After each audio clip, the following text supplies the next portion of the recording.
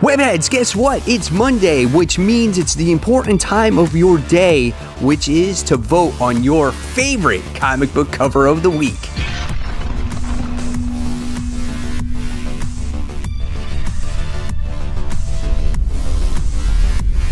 Hey, all my webheads out there, welcome back to Comic Book Corner 2.0. And fans, I am your host, Mike Spiderslayer, always helping you make decisions of what comic books to buy. And today, guys, I am bringing you 2021's top 10 comic book covers. Fans, this is week 38, and this is the video series where each and every week I share with you guys my top 10 comic book covers of the week. And of course, you vote on which is your favorite comic book cover of the week. But it doesn't just end there, guys. It's a year-long process, and by the time we get to the end of the year, we will have our final nominees, and you will have that final say on which comic book cover gets that all-important title of comic book cover of the year. So, guys, at any time, if you want to become a Webhead member of Comic Book Corner 2.0, all you gotta do is hit that join button right there on my home screen. Guys, it does help support the channel and it gives you, the viewers, some extra perks.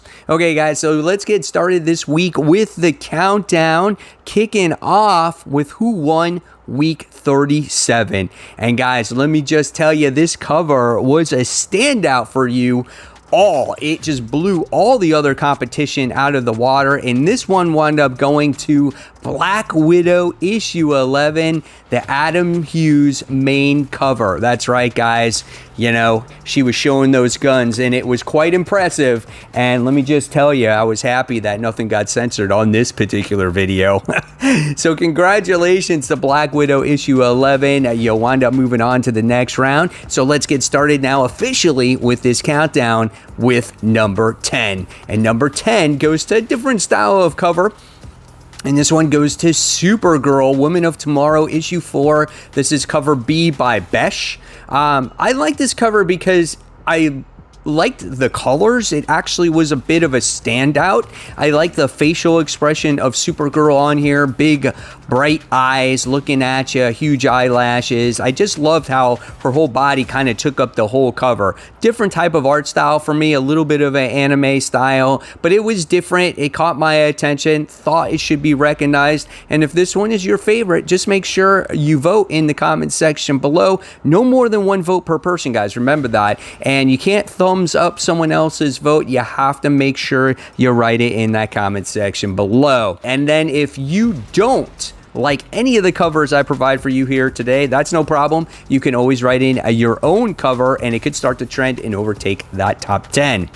So moving on to number 9, we go on to Death of Doctor Strange issue 1. This is the Scotty Young variant, which was kind of cool because you get to see all of the heroes that have died in the Marvel Universe at one point or another, and Captain America is just explaining to dead Doctor Strange, going, hey man, we've all shared a death, nothing is ever permanent. So it's kind of funny what he's saying to Doctor Strange there. Really cute cover. Love these Scotty Young ones, especially sometimes when they got the dialogue and it tells a story there. So if this one is your favorite, guys, let's make sure you vote. Moving on to number 8. This is a pretty cool cover. This one is quite intense. This is Once in Future issue 20, cover C, 1 in 25, incentive by Dan Mora.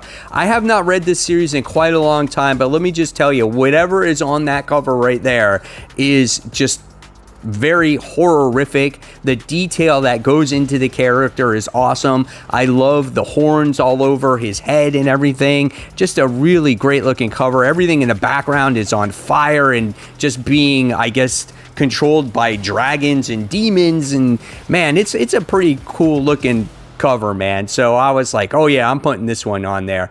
So guys, if this one is your favorite, let's make sure you vote. Moving on to number 7, we have Symbiote Spider-Man Crossroads issue 3, Greg Land main cover. I like this cover because this is just a different type of cover for Greg Land, right? I mean, usually he just puts the people on the cover and with these crazy facial expressions, or he's this person that always puts the ladies on the cover, but not this one. This one has Spider-Man diving into Devil Dinosaur, and it looks like these two are gonna battle it out with each other. I love the detail in Devil Dinosaur, the jungle in the background. It's a great looking cover, man. A lot of action there. So guys, you know what you got to do. Climbing up the countdown to number 6, we move on to Teenage Mutant Ninja Turtles, The Last Ronin issue 4. This is the Mike Ruth variant. I like this because it has a blend of the new and the old, right? We got Michelangelo on there as The Last Ronin, but then behind him we get to see his brothers in that classic style of like Teenage Mutant Ninja Turtles issue 1. You got all the same coloring there. It's like that classic nostalgia feel that you remember from the old days. So that's why I liked about it. I was like, oh, that's cool. It's like modern Michelangelo, and it's got his ghost brothers behind him, but you know, throwing in that nostalgia, like I said. So I thought this one was really cool. I think this is obviously like a front cover, back cover type of thing. I don't think it's a gatefold cover or anything. It's just like a wraparound. But if this one is your favorite, guys, let's make sure you vote. Hey, moving on to number 5, we have King Spawn issue 2.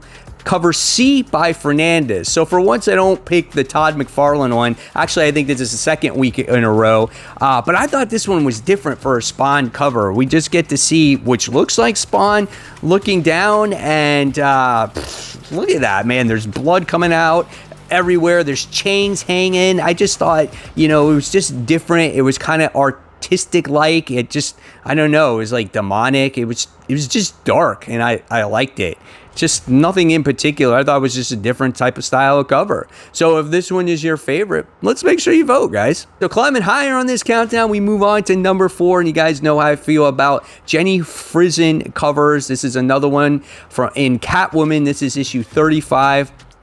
Cover B, cardstock variant. Very simplistic cover here, as all we get to see is Selena Kyle, and she's playing with some yarn, but that great facial expression, those eyes, they will always grab the reader in. She's just looking right at you, man. It's just, whew, it's intense, and I really enjoyed it, you know? So if this one is your favorite, well, let's vote. So we're moving further to number 3, and number 3 goes to Radiant Black issue 8, cover C, 1 in 25, Tyler Kirkham incentive. This is that new villain. They call him Glitch. You get to see a lot of details on his cape and his cloak and just all those things like that. He's holding this sword. They're doing this intense. He looks like he's doing this intense battle against the other Radiants. Great looking cover. And so if this one is your favorite, you guys know what you got to do. You got to vote. Number 2. The Last Annihilation, Guardians of the Galaxies, issue 18, done by Brett Booth. This is the main cover. Look at Dormammu just eating all the, God, I forgot their names off the top of my head. I just can't think of it, but he's just eating them all up, and he's like, I don't know if he's in space or whatever he is, but I love the detail that goes into him. He's just like this flaming pumpkin.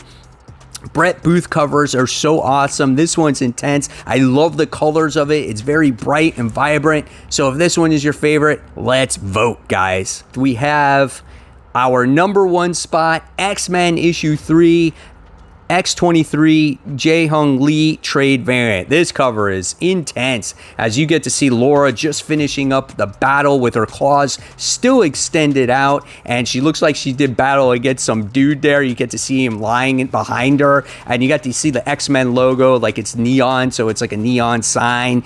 Dude, I love it. And she's wiping the blood off her freaking hands. So good.